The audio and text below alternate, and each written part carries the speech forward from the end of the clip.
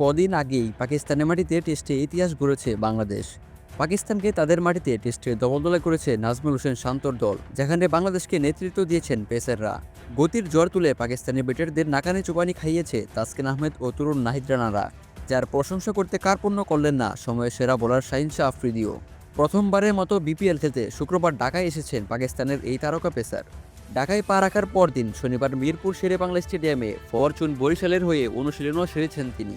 পরে দলের প্রতিনিধি হয়ে গণমাধ্যমের মুখোমুখি হয়ে বাংলাদেশি পেসারদের প্রশংসায় ভাসান আফ্রিদি। তাসকিন আহমেদ এবং নাহিদ রানাকে নিয়ে আলাদা করে এই পাক তারকা বলেন, বাংলাদেশে এখন দারুণ bowling unit. Taskin leading bowler, তরুণ রানা অনেক ভালো করছে, উচ্চতাও অনেক, গতিও বেশি। ভবিষ্যতে আরও অনেকেই উঠে আসবে, লাল বলের ক্রিকেটও খেলবে তারা। লাল বলের ক্রিকেট যত খেলবেন তত উন্নতি করবেন।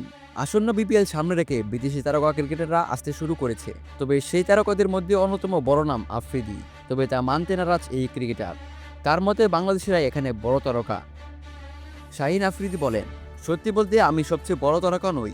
অনেক বাংলাদেশি খেলোয়াড় আছে, তারা এখানে বড় তারকা। তামিম আছে, গোটা জাতীয় দল আছে বরিশালে। আমি দলের সাধারণ একজন খেলোয়াড়, পারফর্ম করে দলকে জেতানোই আমার লক্ষ্য। বিপিএল নিয়ে আফ্রিদি বলেন, আমরা একে অপরের বিপক্ষে প্রচুর খেলেছি। সবাই সবাইকে চিনি। স্থানীয়রা ভালো খেলে, তারা উইকেট সম্পর্কে ভালো জানে। এবার আমি অনেক কিছু শিখব, যা ভবিষ্যতে বাংলাদেশে খেলতে এলে কাজে লাগবে।